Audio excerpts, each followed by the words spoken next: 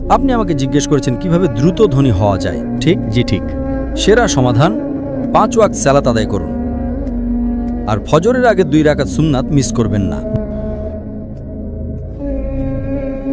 জানেন কেন? মানুষ যখন বিশ্বের টপ 10 জন ধনী ব্যক্তির লিস্ট করে, যুবক মানুষেরা। থামুন থামুন ভাই, আমাকে উত্তরটা দিতে দেন। আমি উত্তর দিচ্ছি, আপনি বলছেন যুবক মানুষ। যুবক মানুষেরা, আমি উত্তর দিচ্ছি। আপনি কি জানেন শীর্ষ 10 জন ধনী ব্যক্তির তালিকায় 4 নম্বরে বিল গেটস, 2 নম্বরে জেফ বেজস, তো 3 নম্বরে জেফ বেজস, 2 নম্বরে এলন মাস্ক, 1 নম্বরে কে? একজন মুসলিম যে ফজরের সালাত এবং সুন্নাত আদায় করে, সে এদের চেয়েও ধনী। কারণ নবী সাল্লাল্লাহু আলাইহি ওয়াসাল্লাম বলেছেন যে ফজরের 2 রাকাত সুন্নাত পৃথিবী এবং এর মধ্যে যা কিছু আছে তার চেয়েও বেশি মূল্যবান।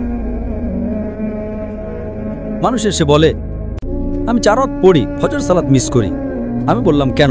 আমি সকালে উঠতে পারি না। অন্য সব সালাত সময় মতো পড়ি, ফজর আমি উঠতে পারি না।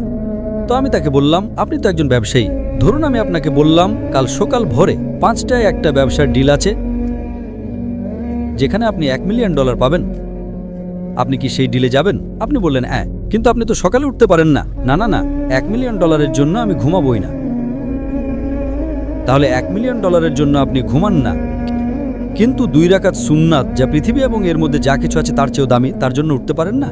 ফজরের সালাতের মূল্য কত ভাবুন। সমস্যা হলো আমরা হাদিস শুনি কিন্তু বিশ্বাস করি না, কোরআন পড়ি কিন্তু বিশ্বাস করি না। আল্লাহ বলেছেন, তাই আমি বলি আমি কখনোই আমার ফজর মিস করব না, এমনকি আমার সুন্নাতও মিস করব না। কেউ আমাকে $1 মিলিয়ন দিলেও না। হ্যাঁ, সুন্নাত পড়া ফরজ নয়। আপনাকে যেটা বুঝতে হবে, যদি আপনি সত্যিই বিশ্বাস করেন, আপনি কি জানেন সেরা ব্যবসা কোনটা?